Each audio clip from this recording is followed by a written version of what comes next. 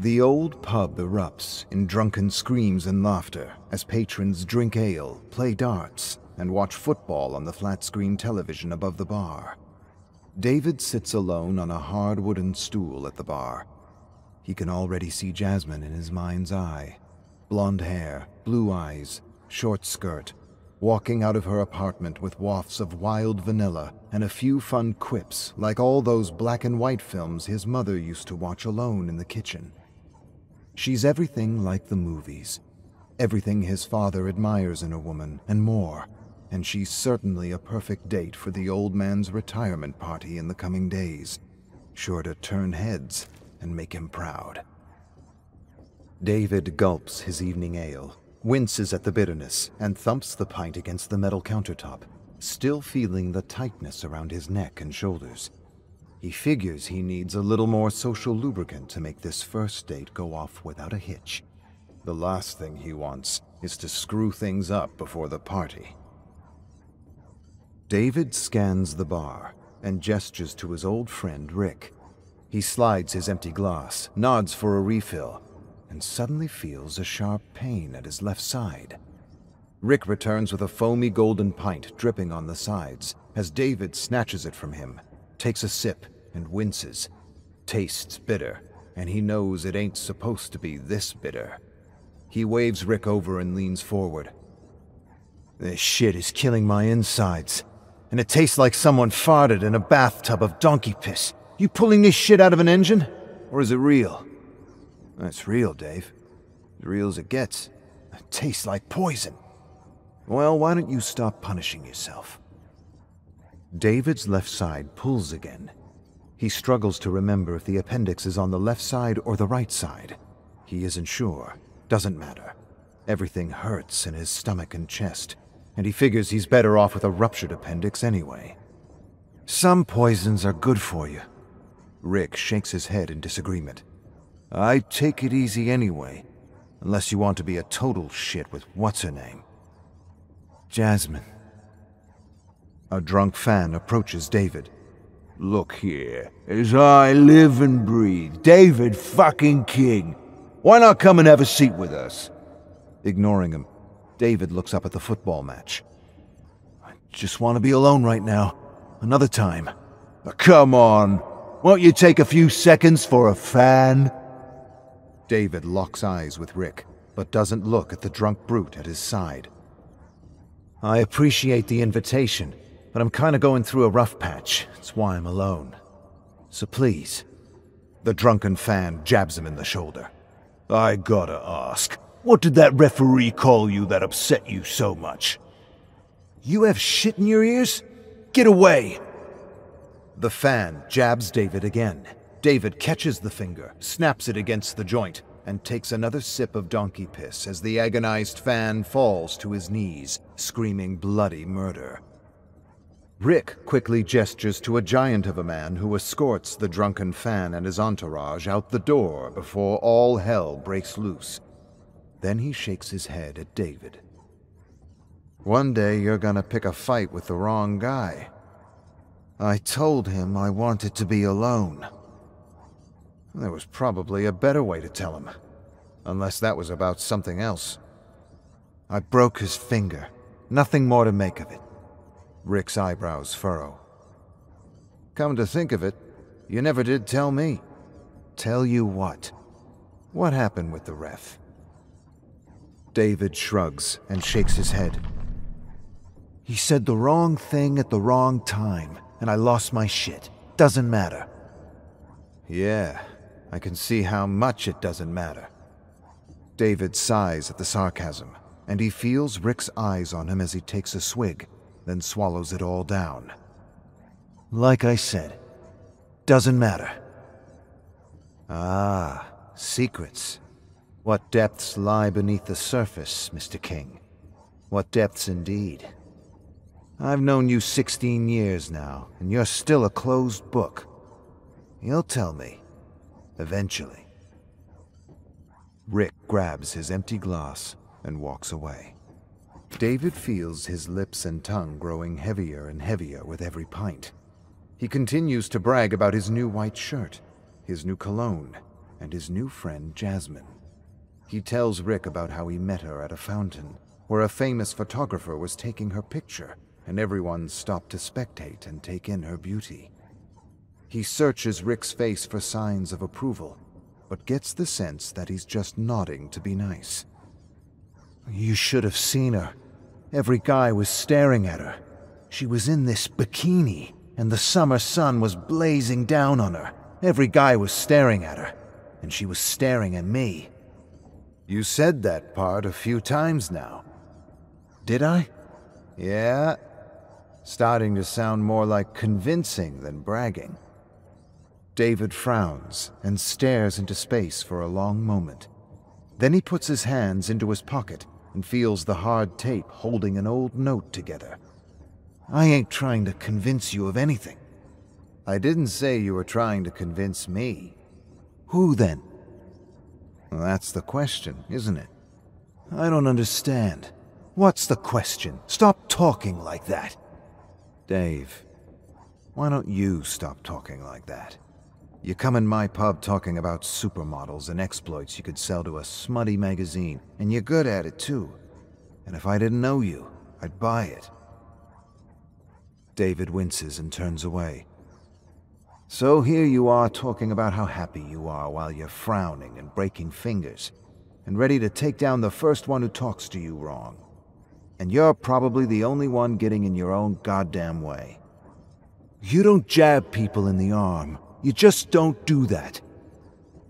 You can believe you're happy if you want to.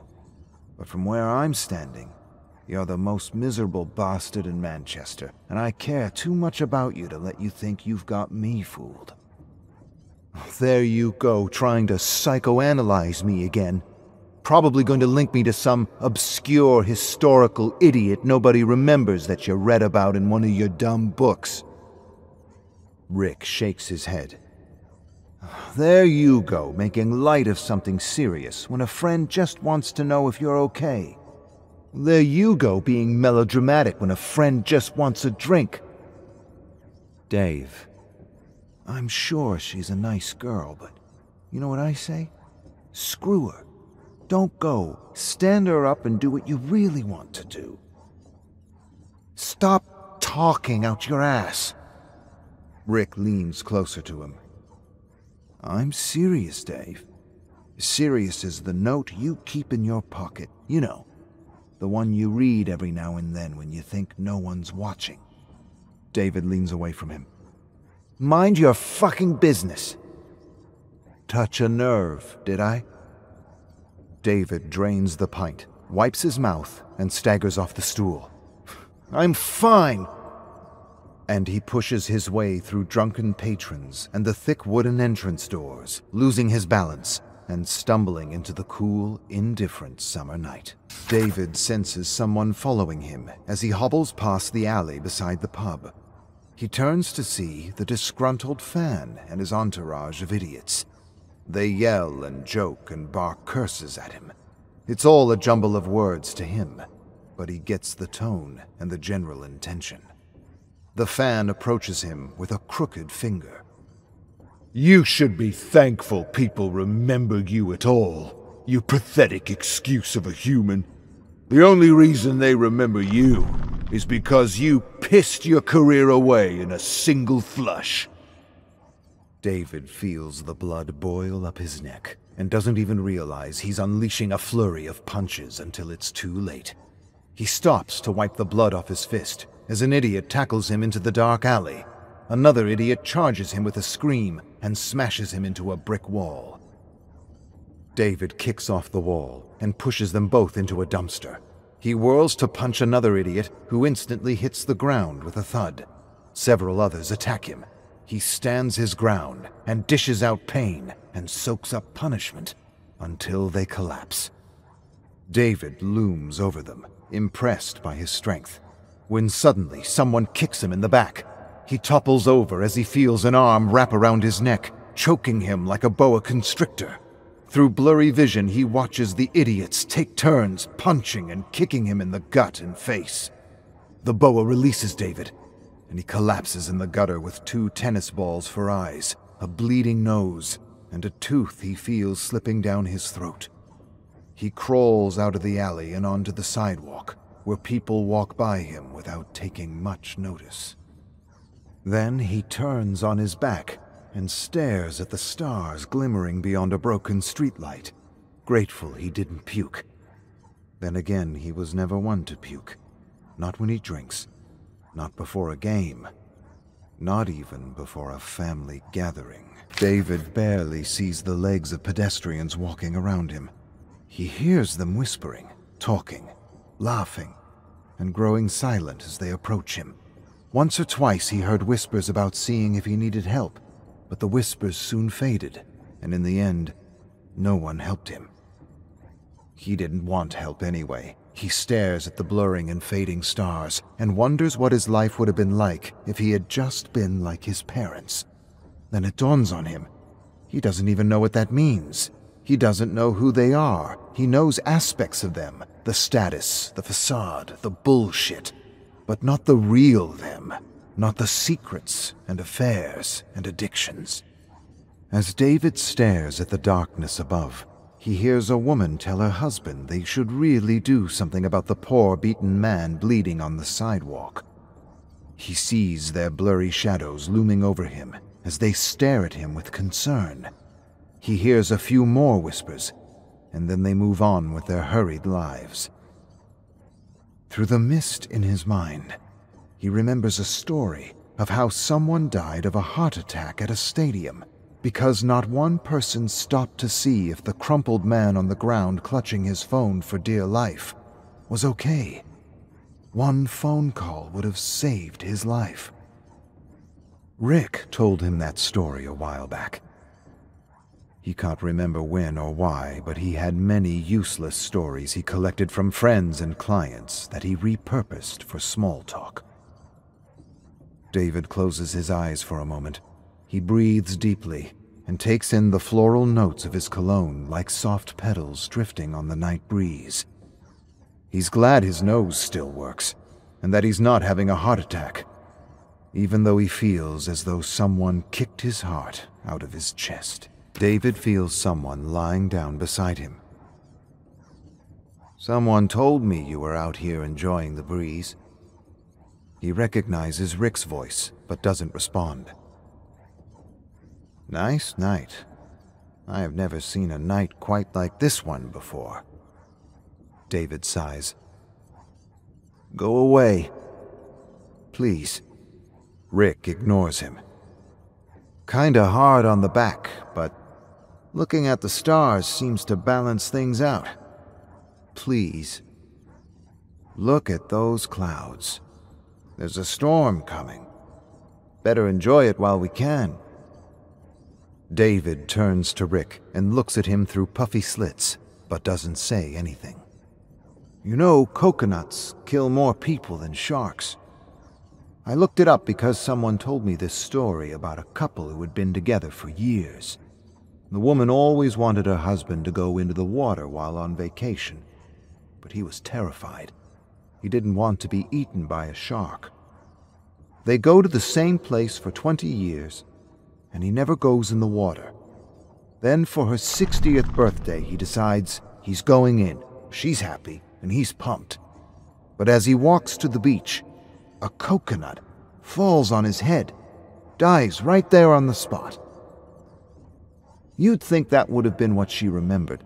She had been a customer for years, and she never once talked about the coconut. Someone else told me about it. She told me about all the other things, but not that. And she used to make me jealous, 'cause I think people who know who they love are the luckiest people in the world, mightier than the mightiest in a wasteland of broken hearts. David clears his throat. Is that story supposed to cheer me up? I'm not trying to cheer you up. I'm telling you that I'm jealous of you, Dave. And I'm not talking about Jasmine or the others. There you go, assuming things you don't really understand. I understand you. I understand love. And I know enough to know it's not something you squander, even if in the end there's a cosmic coconut waiting for all of us. David closes his eyes. Rick laughs softly. Her story would have made a pretty good movie. Except for the coconut ending. That would probably have to change. David sighs heavily. And through a growing thickness in his throat, he whispers for Rick to leave him alone. To just leave him alone. David opens his swollen eyes to find Rick staring at him.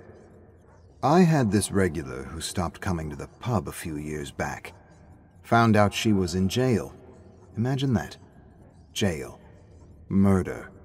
Matter of the heart. She discovered her husband was in love with another woman, so she lured him to their country home, drugged him with sleeping pills, boarded up the doors and windows, and set it on fire while he slept. He woke up and tried to smash his way through the boards, but she was waiting for him with a hammer as he tried to climb through the busted and burning wood. Whack! Whack! Whack! She smashed his arms, hands, shoulder with the hammer until he could scarcely move. All that remained was a terrible mess of a man trying to squeeze through busted boards with thick black smoke pouring past him like molasses.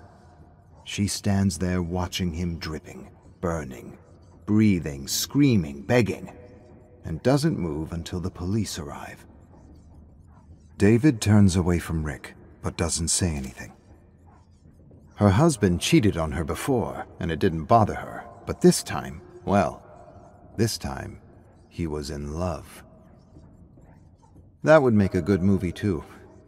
Only she wouldn't kill him in the end, and he'd probably realize he was just going through a midlife crisis. I never met someone I'd kill or die for, and I sometimes wonder what that would feel like. If I could do something like that. David feels Rick's eyes on him. I think my longest relationship was 1 year. I was told my ego gets in the way and that I don't like compromise, and that's true. But what's also true is I haven't met anyone who made me want to compromise. David takes in the sounds of pedestrians walking past them. You know, one client once told me that wolves either move in packs or alone or in a couple. Did you know that couples form such a strong bond that when one dies, the other dies seconds after? As though wolves can just shut off life's switch whenever they want. One soul following the other into the next world, if you believe in that kind of thing. David turns to face Rick. Please, I don't want to talk. One more story, then I'll leave you. It's a true story that happened 100 years ago, in a time when this kind of story wouldn't have even been told.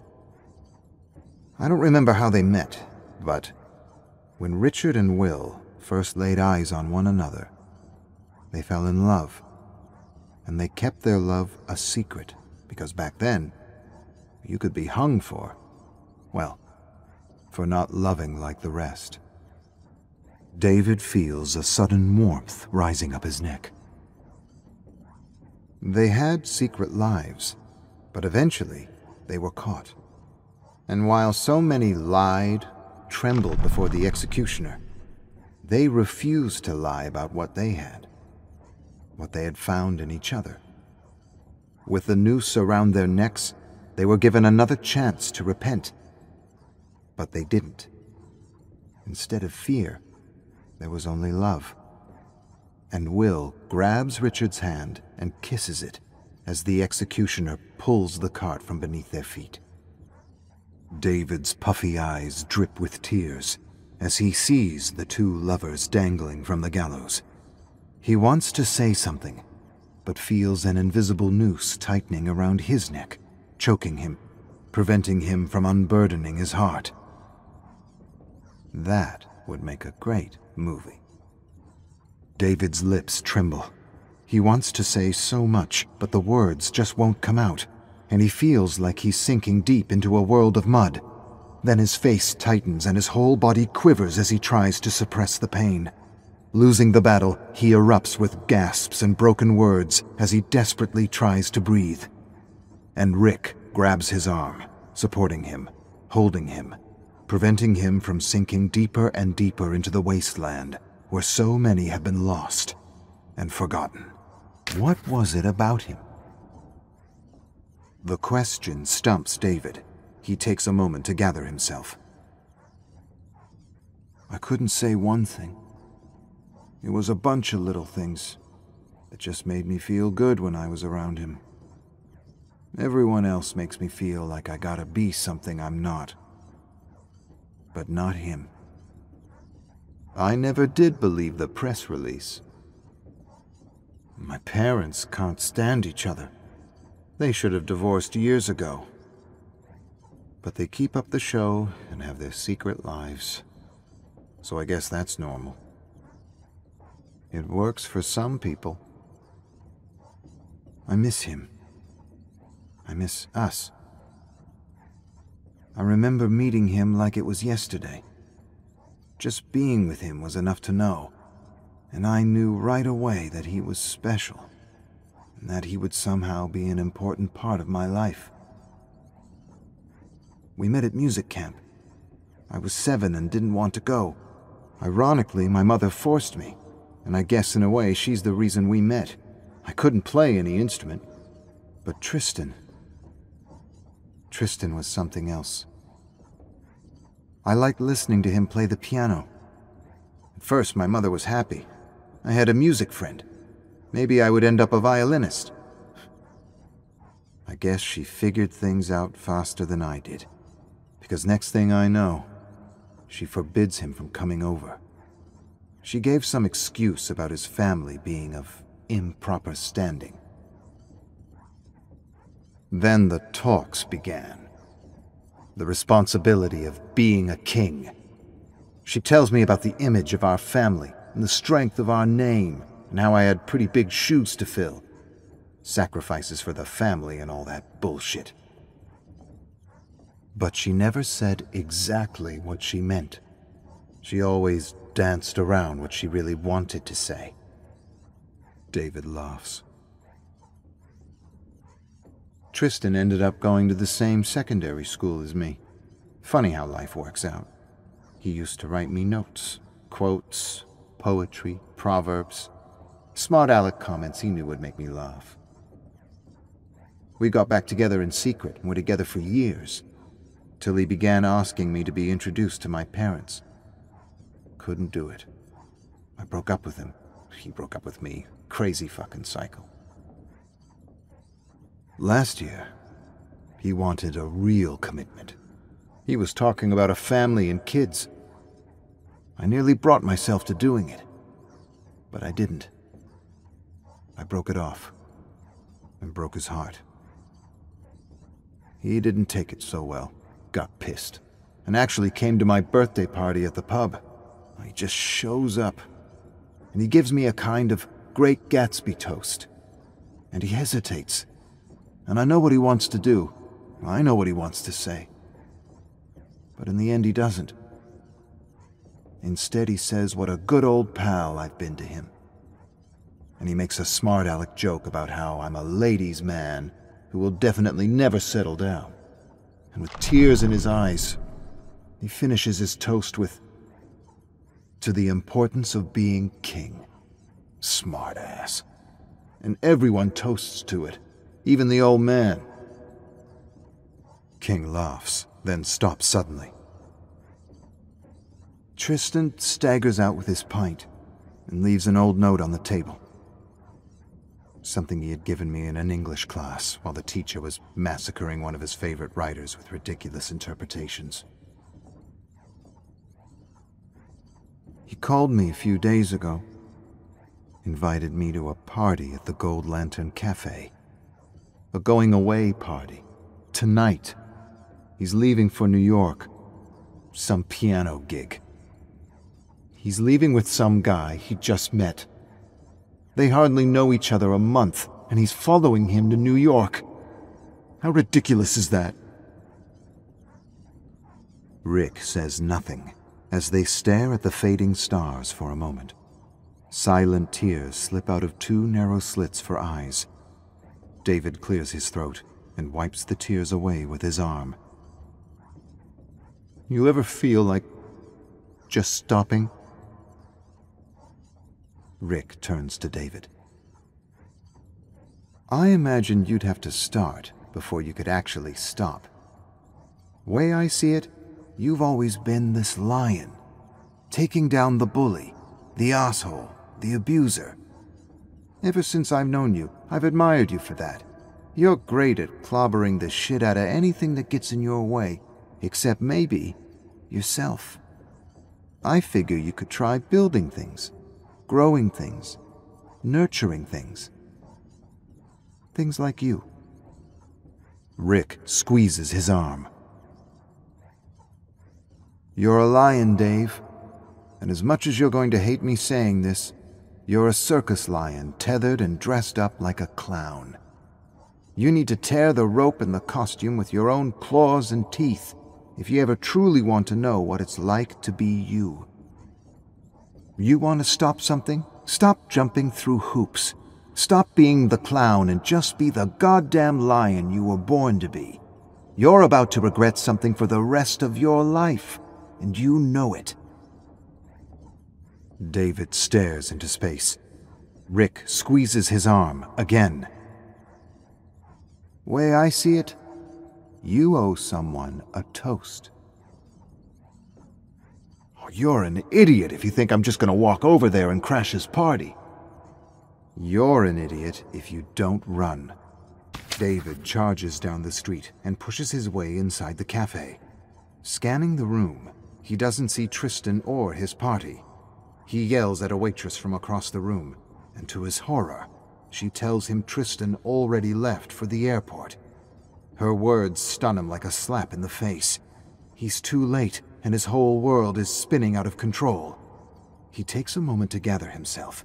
Then he decides and rushes out into the street, screaming wildly for a taxi. A taxi pulls to the curb. The driver looks at David, hesitates, then starts the meter and steps on the gas.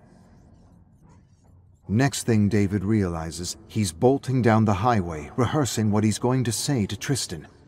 He struggles with ideas and words, and feels nothing he comes up with is good enough. The taxi pulls up to the sliding glass doors of the airport, and David vaults out. The driver yells at him. He returns to pay him, and then rushes through the automated doors into a bustling open area. He quickly regards a monitor displaying flight departures, sees one flight leaving for New York, rushes through the terminal, but security stops him in his tracks. Can't pass without a boarding pass. David stares at him, trying to catch his breath as he processes everything at once. He tries to explain his situation, but the brute won't budge, not even an inch. David turns back and rushes to the check-in counter. He buys a business class ticket on the plane to New York. Then he runs back and passes through security. He runs faster and faster, and he's nearly there. He's going to do this. He's really going to do this. Suddenly, he smashes into an older man carting luggage who looks like his father with his salt and pepper hair and chiseled jaw. He tumbles over the ground as fear hits him like a fist, knocking the breath out of him for a moment. Just a moment.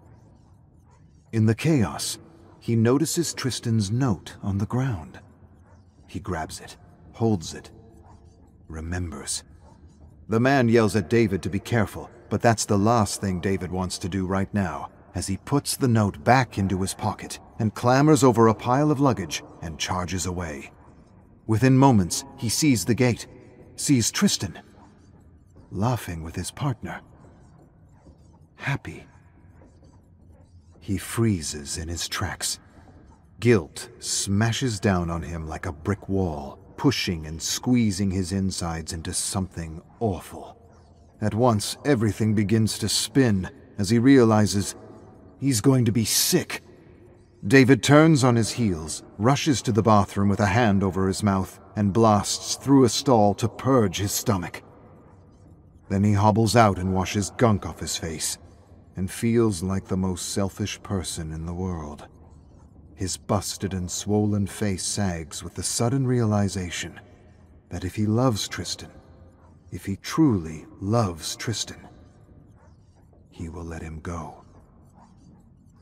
Rick got into his head, and he's drunk. That's all this is about. All he needs to do right now is be happy for Tristan. To be happy for him and go home and sleep this crazy night off. David walks away from Gate 72 with his head in a whirlwind.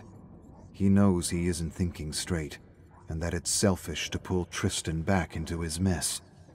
He made his bed, and now he has to fucking lie in it. David approaches the security gate, and his heart clenches like a vice. It's impossible to move. Something bigger than his doubt, his guilt and his fear won't allow him to take another step. His hand plunges into his pocket, and he turns the note over and over. Then, in a blazing flash, details of their struggle come back to him. How could he let him go? The one whose voice was the only peace he had ever known, whose laugh was the only joy he had ever experienced, whose every breath filled him with life, and whose every word challenged him to be a better man. How could he leave without even trying? Without showing him that he was, in the end, willing to do whatever it took for what they had. David realizes that if he doesn't seize this moment, he'll never know, and the regret alone would destroy him. Tristan doesn't just make him whole, he makes him real, and no one has ever had that effect on him. Suddenly, he comes alive, and turns, and fucking runs. I don't know what I'll say, but I'll say something, anything. I'll say whatever comes to mind. Maybe those 3 words from his favorite movie. Energy charges through David like a bolt of lightning, making him faster, stronger, and somewhat confident, even though he has no idea what he's going to say or do. He just runs, and his run becomes a stumbling sprint as he sees Tristan with his partner, about to board. His mouth opens in a silent scream as he stumbles and falls on his face. David? Is that you? Tristan grabs David's hand and helps him to his feet. David straightens himself and tries to look presentable despite the busted face and the mingled odor of ale, gunk, and cologne. He smells like someone puked on a bed of flowers, and he knows it. But he forgets how he looks and smells as he tries to stop his hands from shaking. He takes a deep breath, exhales, and calms himself. Then he reaches out and holds Tristan's hands firmly. Words thicken like cement in his throat, and nothing clever or poetic comes to mind. He tries to remember the line from the movie without success. Tristan's partner steps forward, but Tristan gestures for him to be patient as he pulls David aside. What's wrong, David? What the hell happened to you? David wants to tell Tristan he means the world to him. He wants to say, I love you, but instead he says, no more bullshit. Tristan mimes the words slowly, trying to understand. David says them in a whisper, again and again, as he desperately waits for Tristan to say something, anything. Tristan says nothing, but his eyes mist, and he suddenly looks happy and sad and very confused at the same time. In the rainy darkness of night, David staggers down a street he doesn't recognize, drenched, cold, singing some half-remembered folk song. The last thing he expected was a fairy tale ending, and of course he understands Tristan needs time to think things through. How much time? Hopefully not much. Just enough for him to step off the plane and call him to say, as you wish. Shit. Now he remembers. At exactly the wrong moment. David smirks. Doesn't matter. He's never felt so good, so free, so euphoric in his life. He lets the feeling flow past him like a gentle breeze, and gets the sense that he's been born again, or born for the first time, and that before this night he had merely existed as a cardboard cutout, with little self-awareness, except for the fear that had come to rule his life. His hope is that when Tristan's plane lands, he will receive a phone call asking him to be on the next plane out. If that is, he ever finds his wallet. Oh, no matter. If he can walk home from the airport, he can swim across the pond.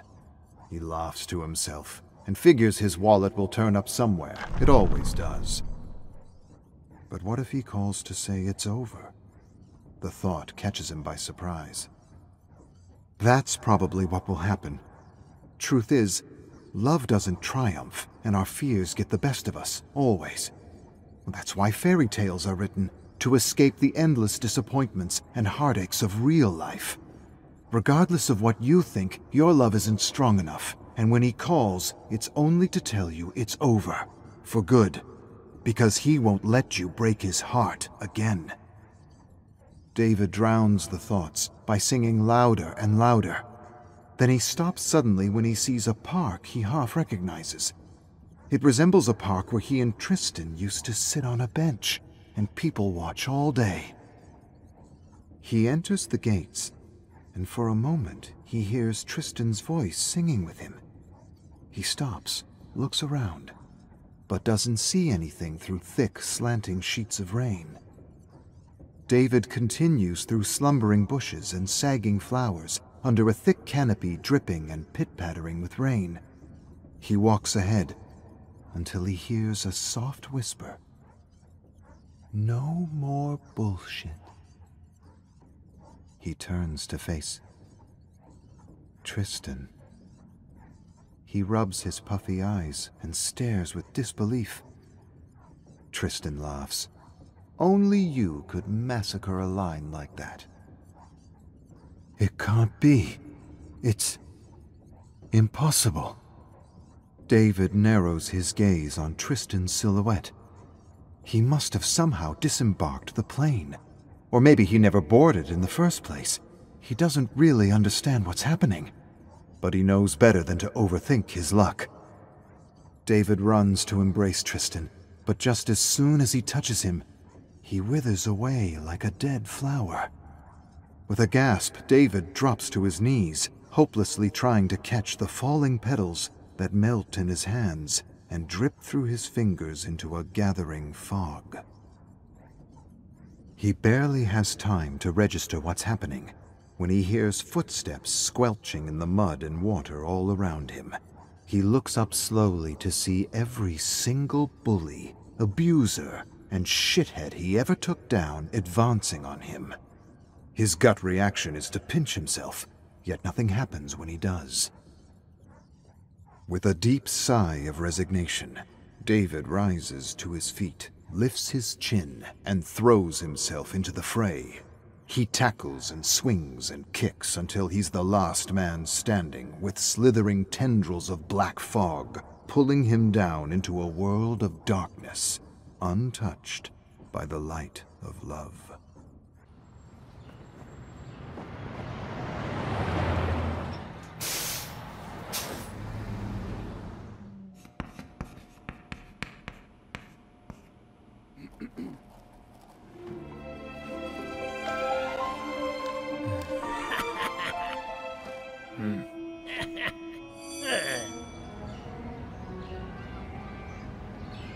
Ah!